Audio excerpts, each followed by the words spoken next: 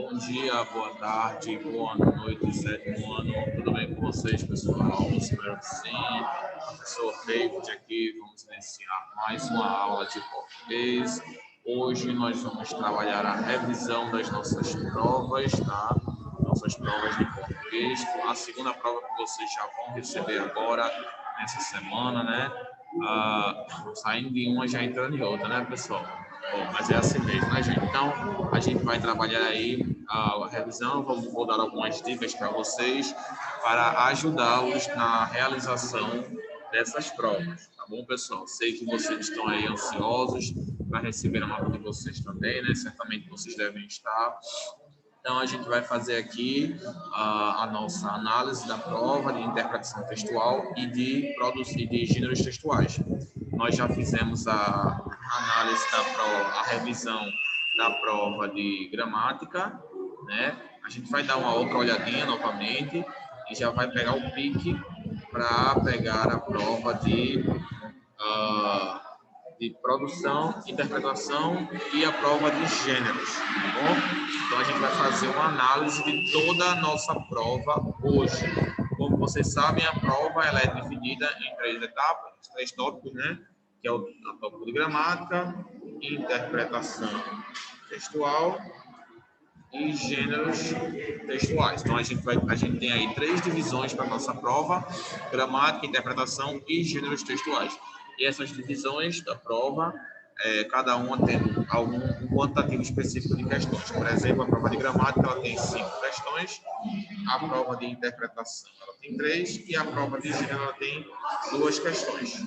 Isso aqui eu já expliquei para vocês já estão cientes, já sabem, tá? E para ajudar vocês, a gente vai fazer um tipo de revisão dos conteúdos que serão abordados nessas provas, tá bom? Vamos começar falando sobre a prova de gramática. Na prova de gramática, vocês vão trabalhar os seguintes conteúdos, tá? Vamos trabalhar aí, vamos ver.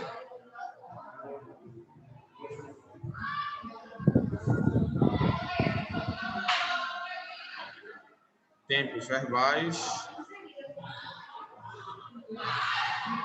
Muito bem. Verbos, tempos verbais e advérbios e locuções adverbiais. Então, vamos trabalhar aí verbos, tempos verbais, advérbios e locuções adverbiais. Será o conteúdo que nós trabalharemos, tá bom? Na prova de gramática. Beleza, meus queridos? E agora a gente vai para a prova de interpretação textual. Na prova de interpretação textual, pessoal, na realidade não tem muito o que fazer. Vocês vão trabalhar apenas a interpretação de texto, tá? Trabalhar a interpretação de texto, localizar elementos textuais, tá bom? Ó, prova de interpretação, elementos textuais e interpretação, tá? Na prova de interpretação não tem muito o que fazer. Vocês vão trabalhar realmente a interpretação, tá? Apenas se atentar à questão das perguntas. E na prova de gêneros textuais, pessoal, nós vamos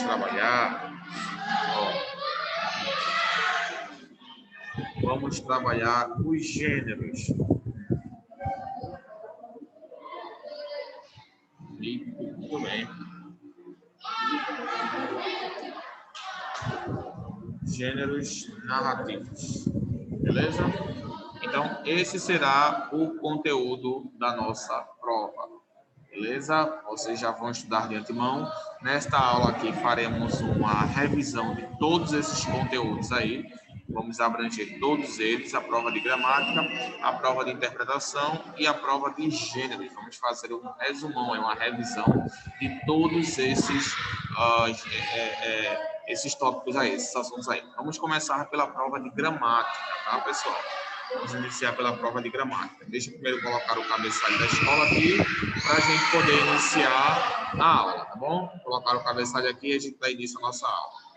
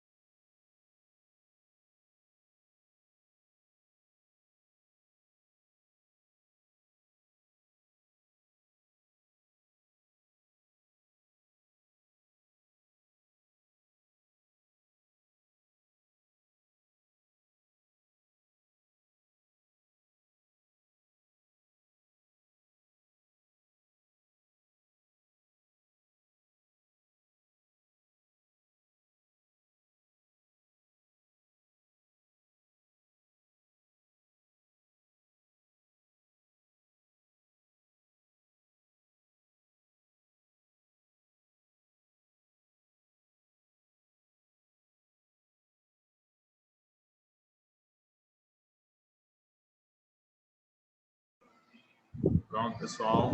Então, vamos iniciar aqui com a aula de a primeira parte, a parte de gramática, tá bom? Na parte de gramática, como vocês veem, nós vamos trabalhar os verbos e os tempos verbais, tá bom? A gente já sabe aí que o verbo, ele é uma ação, tá bom? Essa ação, ela precisa ser realizada, conjugada por um sujeito, tá bom? Uma ação de falar, de andar, pular, correr, mudar, enfim.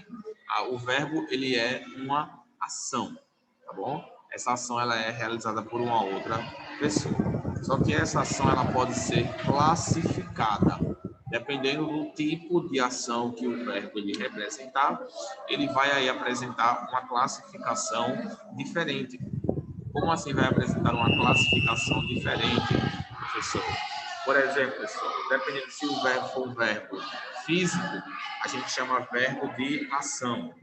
Verbos de ação, ações físicas, que exercem algum esforço físico. Por exemplo, correr, andar, pular, falar, jogar, comer, enfim. A gente também tem verbos que são ações, mas não são ações físicas. Temos, por exemplo, ações mentais, tá? Verbos abstratos, por exemplo, a gente tem aí, a gente chama verbos, tá? Tem verbos da natureza, verbos abstratos, tá?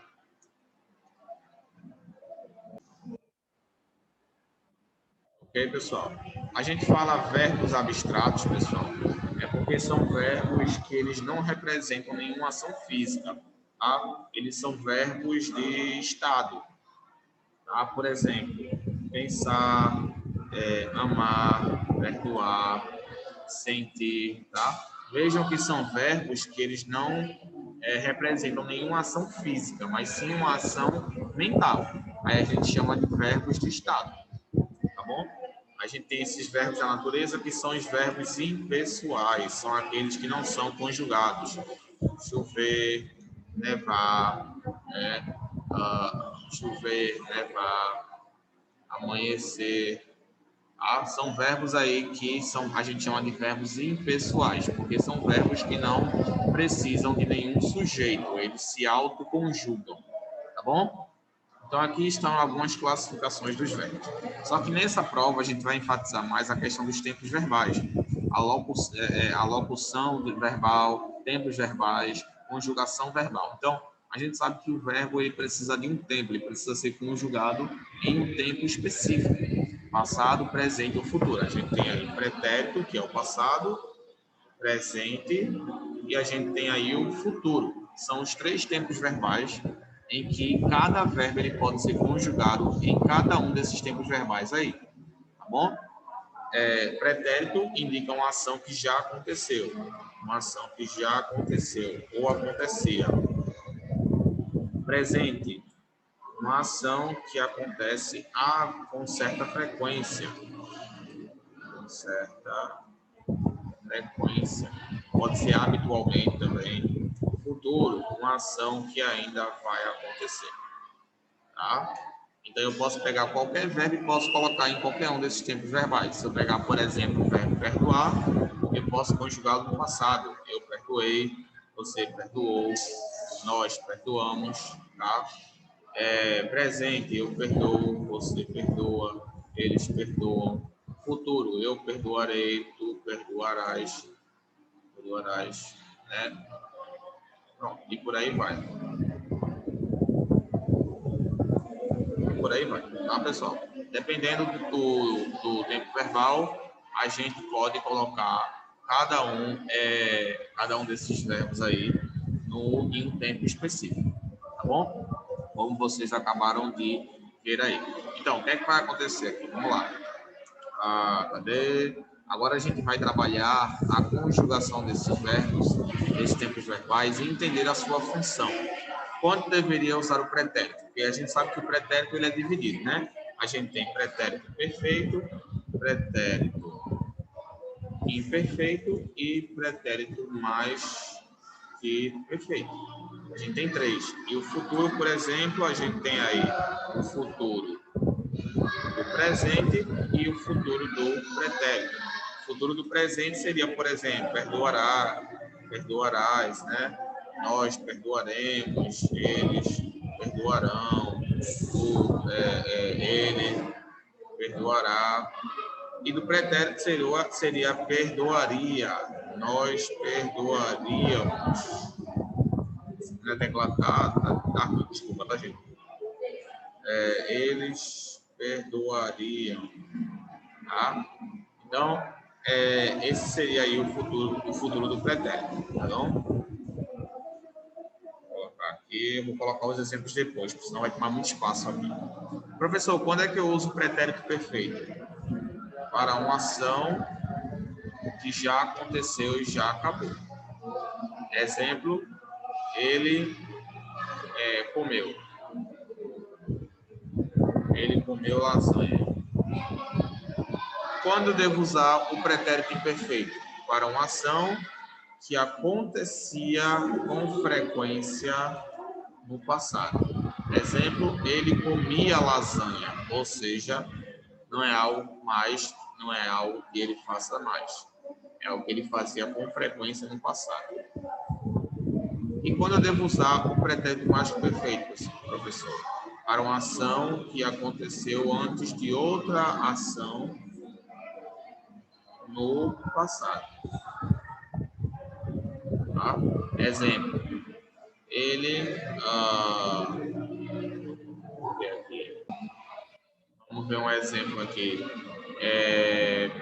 Ele comera quando você chegou. Tá? Ele já comera quando você chegou. Pronto, legal. Nesse caso aqui, significa que ele já tinha comido quando você chegou. Ou seja, são duas ações do passado, mas essa daqui, o ato de comer, ela aconteceu primeiro. O pretérito mais que perfeito, pessoal, é igual a ele já tinha comido. Tá bom? É igual ao pretérito perfeito composto. Tá? Ele já tinha comido. É a mesma coisa, não muda nada.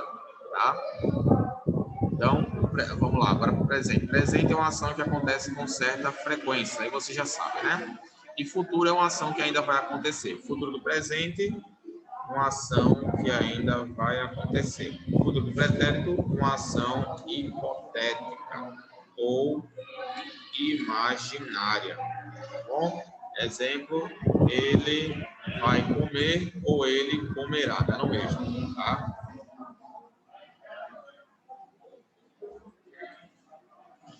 E futuro do pretérito, ele comeria. Tá? Ele comeria. Uma situação hipotética ou uma situação imaginária. Então, aí está o resumo dos tempos verbais, tá bom? Caso vocês não tenham copiado, aconselho que vocês copiem, pois aí está a função e a definição de cada um dos tempos verbais. Beleza? Bom, vamos lá. Agora a gente passa para advérbios e locuções adverbiais. Vou colocar aqui, pronto. Advérbios. Já os advérbios, pessoal, eles têm uma outra função, tá? Os advérbios, eles servem apenas para modificar. Advérbios são modificadores, tá? Eles servem para modificar adjetivos, advérbios e verbos. Ou seja, um advérbio, ele pode agir sobre um adjetivo, ele pode agir sobre um outro advérbio e ele pode agir sobre um verbo. Como assim eles são modificadores, professor? Eles servem, pessoal, para complementar o significado. Por exemplo, Ana correu rapidamente. Aqui eu tenho um advérbio e esse advérbio ele está modificando o verbo correr. Ana correu rapidamente. Tá bom? Agora eu vou colocar um exemplo de um advérbio modificando um adjetivo. Meus amigos compraram uma casa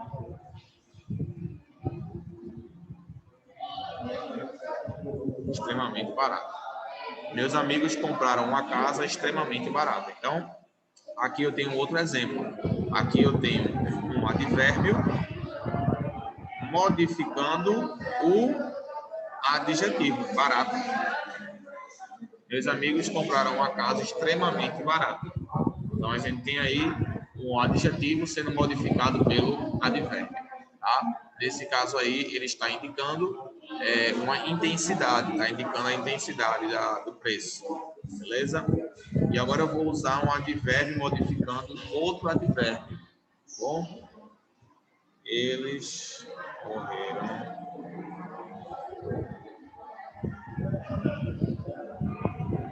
Deixa eu pensar em um aqui, tá? Eu vou usar para morrer, não. Vou usar outro verbo.